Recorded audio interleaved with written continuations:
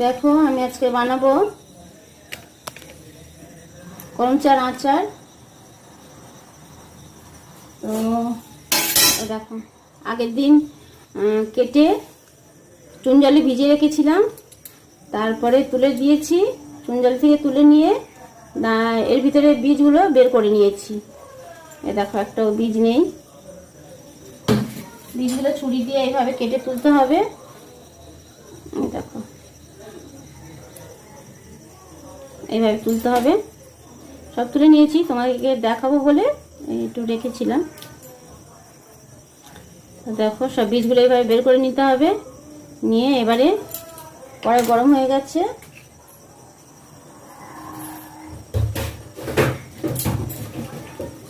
তো দিয়ে দেবো একটু সর্ষের তেল। আজকে বানাবো করমচা আচার। অল্প একটু তেল দিয়ে দিলাম, অল্প করমচা। তেলে দিয়ে দেবো একটা শুকনো লঙ্কা, একটু ঝাল ঝাল হবে।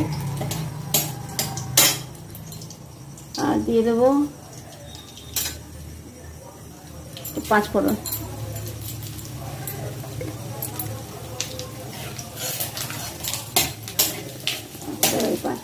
নমস্কার বন্ধুরা, দেখো আমি আজকে বানাবো করমচার আচার।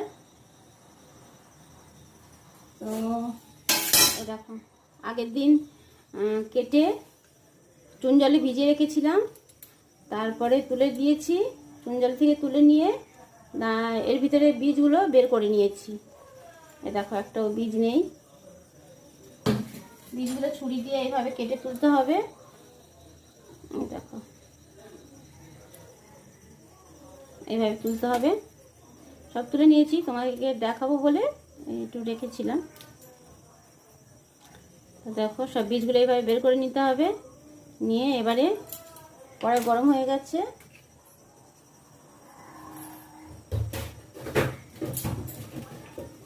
তো দিয়ে দেবো একটু সর্ষের তেল। আজকে বানাবো করমচা আচার। অল্প একটু তেল দিয়ে দিলাম, অল্প করমচা। তেলে দিয়ে দেবো একটা শুকনো লঙ্কা, একটু ঝাল ঝাল হবে। আর দিয়ে দেবো পাঁচ ফোড়ন।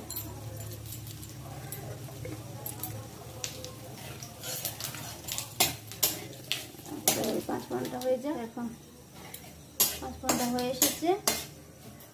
এবার কেটে রাখা করমচাগুলো দিয়ে দেবো।